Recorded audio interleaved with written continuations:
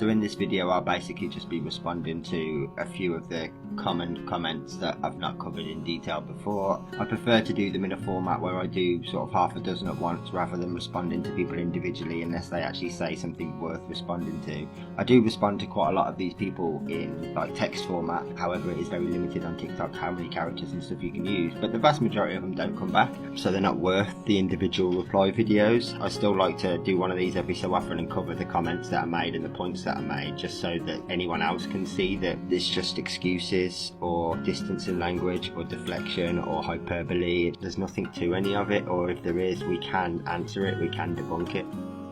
So this first one is a common comment that I have, but essentially what he's quoting here is the Nirvana fallacy, where because there isn't 100% perfect or ideal solution to something, or because someone can't do something 100% effectively and perfectly, then it's not worth trying. We've got two options, and because the other one isn't perfect, we might as well stick with what we've got, which is really silly. But to give you a couple of examples which make this seem even sillier, imagine that you call the fire brigade to say that there's 20 people trapped in a house, and the fire brigade turn up and they make the assessment that they can only save 18 or 19 of them. They haven't got enough time, they haven't got enough resources, it's just the way it is. Should they turn around and go back to the fire station because they can't save everybody, or should they save everybody that they possibly can? Or take a look at any prototype that's ever been invented for any product ever.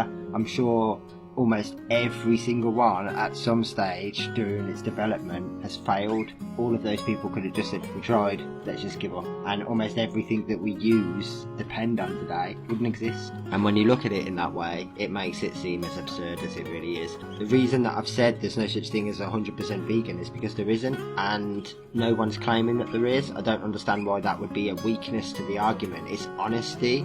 It's about doing the absolute best you can and causing the least harm that you possibly can. That's literally all it's about. Not everyone's got to be perfect, just do the best you can. I can never tell whether these sort of comments are genuine, however I'll take it as though they're being serious. Say it's a perfect example of conditioning. This is kind of what a lot of people honestly genuinely do believe, but even if that was the case, which it absolutely definitely is not, really 1,000,000%, I don't know why you'd think that doesn't happen anywhere except in the vets when you take your pet. Even if that was the case, how would it make it better? How would it make it right? You don't have permission, you don't have consent, you're still taking the rights of that animal without them saying you can. Don't understand why people have to sometimes argue about the semantics or what happens. Like, the levels of cruelty don't matter, the fact that they happen full stop is the problem. The moral issue is that we don't respect the rights of animals. The fact that we don't respect them at all is the issue. That's what we need to stop. The levels of cruelty are just like a symptom of the actual problem. We need to fix the problem, and that's a moral issue.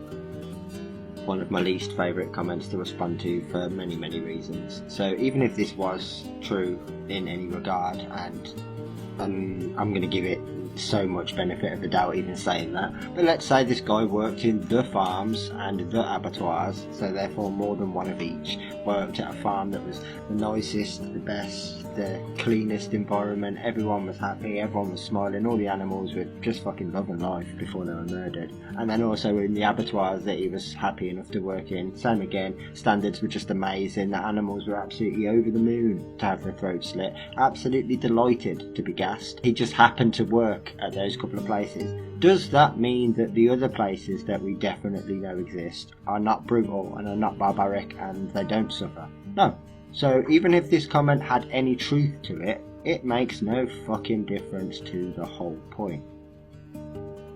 This one sort of follows on loosely from the last point, but I don't want to change the industry, I want it gone. I'm not here trying to encourage farmers to let mothers keep their babies with them. If they've had 100 years of not working that out for themselves and not allowing it to happen because they want profit instead, I'm not interested in them making one small change and still exploiting animals. I want an end to the industry. There's plenty of viable options. They can go plant-based. In the very short term, then obviously if there was legislation passed in every country that made sure that that was something, then that would be a massive step in terms of improvement. But it's not a solution, because it still involves the exploitation of millions and millions and millions of cows.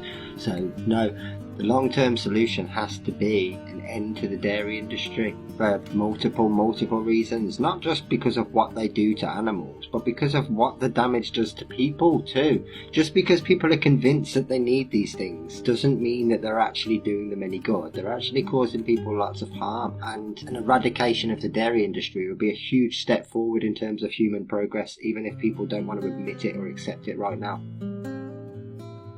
And that's as many as I'm going to do for now. Thank you for listening. I just wanted to end by repeating something that I find myself saying all the time at the moment. If every human being on the planet died tomorrow, say there was a pathogen or something that wiped us all out, the rest of the world would absolutely thrive without us. Whereas if that was the other way round, we wouldn't last 6 months. We'd turn on each other, we'd kill one another, and we'd be wiped out very quickly. We should probably start thinking a little bit more about stuff like that, and how long the world has lasted without us, and how it's us that are destroying it every single day.